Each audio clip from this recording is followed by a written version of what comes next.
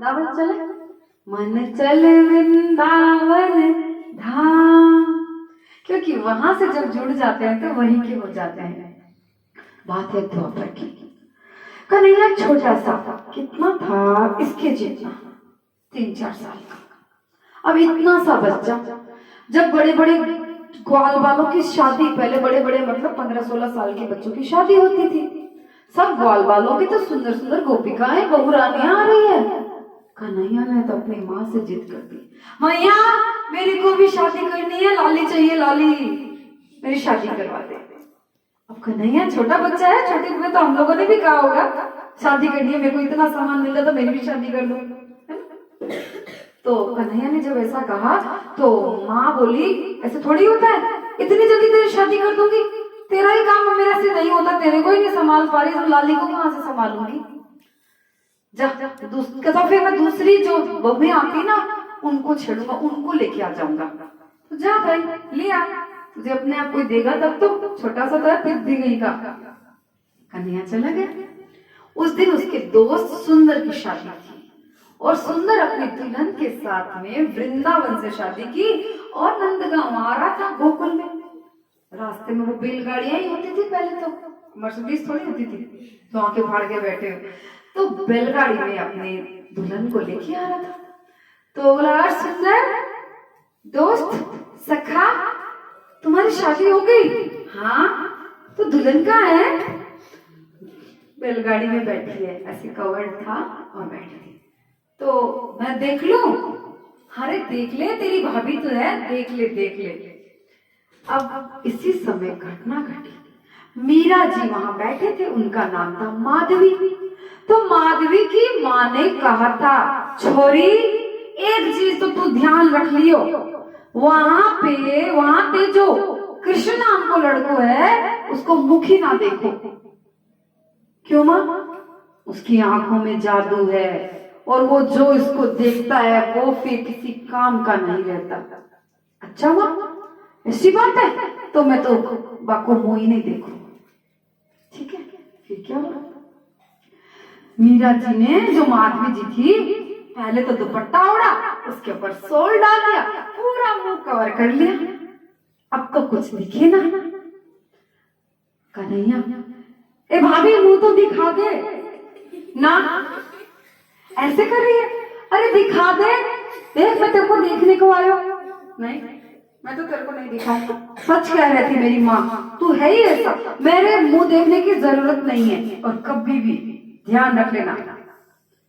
कई देर तो भगवान ने कोशिश की, अगली तो मुंह ऐसे करे वैसे करे, खींचा भी पल्लू तो नहीं दिखाया, जिद्दी हो गई। फिर भगवान को गुस्सा आ गया, अभी तो तुम मेरे को मुंह नहीं दिखाया, अब मैं तो को मुंह ना देखूं तो तरसेगी, तू रोएगी, दुख पाएगी, पर मैं तुझे मुंह अभी इतना आसानी से तो ना दिखाऊंगा। ठीक है, फिर मुंह तो दिखाया क्या? अच्छा फिर क्या हुआ? अभी चला काम, ठीक है, वो औरतें बातें करती, गोपियां कान्हा ऐसे करता है, कान्हा ऐसे करता है, इतना अच्छा लगता है, ऐसे गोपियों के वस्त्र हरण किए, ऐसे माखन चोरी करी। वो कहती मेरे सामने उसकी बात करने की कोई दरकार नहीं है। गजब की सुंदर थी माधवी, कोई दरकार नहीं है मेरे सामने, खबरदार जो मेरे सामने कान्हा की चर्चा भी छेड़ी तो क्या करे। वो लोग एक पागल औरत है, इस गांव में, इस वृंदावन में, उसके अलावा इस गोकुल में और है ही क्या? प्राण है कान्हा, नहीं सुनना। तभी अचानक दीपावली के बाद एक घटना घटी। सबको पता है ना, ब्रजवासियों ने क्या सोचा था, हम गोवर्धन की पूजा करेंगे, और इंद्र भगवान क्या हो गए थे? नाराज हो गए और धड़ाधड़ जो उधम मचाई है, बरसात ही बरसात, बरसात सबके घर तो झोपड़ियां तो थी, तेर तेर के बाहर पकोड़े की तरह ऊपर आ गई। अब क्या करें, न कपड़े न खाना न पीना, जान बचे तो लाखों पाए, यहाँ तक ढोर गंवार पर वो जो मवेशी उनके क्या गैया, वो सब भीग रही थी, सब डूब रही थी, भीग क्या रही थी, डूब रही थी। अब कन्हैया बचाओ, नंद बाबा बचाओ। तो कन्हैया कहा चलो। सब लोग कहने लगे ये जरूर इस कन्हैया की वजह से हुआ है, इसने हमको मना किया इंद्र भगवान की पूजा करने से, बेटा मुंह में नहीं। और देखो ये तो इंद्र भगवान की पूजा नहीं की, पर्वत की। अभी पर्वत हमारे किस काम का, अब कौन बचाए, पर्वत में भी क्या कोई शरण लेगा। कन्हैया का ऐसी बात है।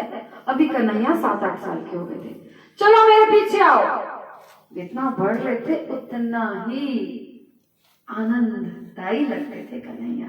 एक अंग प्रत्यंग भाव भंगिमा, मतलब ऐसे नहीं हम लोगों की तरफ बोरिंग नहीं होते थे। फिर सबको लेके गए और चलो, और जाके वहां पे योग बल से ये मुद्रा ली। कौन सी थी ये? गिरिराज धरण मुद्रा। कौन सी मुद्रा है? गिरिराज धरण मुद्रा ली और इस चुटुली पर गिरिराज को उठा लिया। सभी ग्वाल वहां पे आराम से आ गए। अभी तो ऊंचाई पे थे, पानी भी नहीं आ रहा था, इतनी बड़ी छतरी लगेगी तो पानी था नहीं।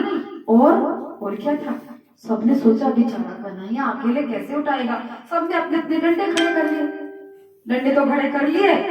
और फिर अब क्या करे, माधवी कहाँ गई, वो कहाँ रहेगी, आना पड़ेगा या नहीं बताओ।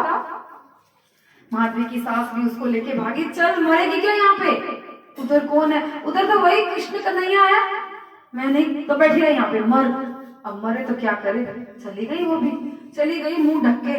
फिर उसके मन में हुआ इतो सो कन्हैया कैसे पूरे वृंदावन को बचाएगो, देखो तो जरा क्या भला है।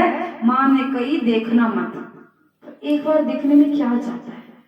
जब एक बार ऐसे नीचे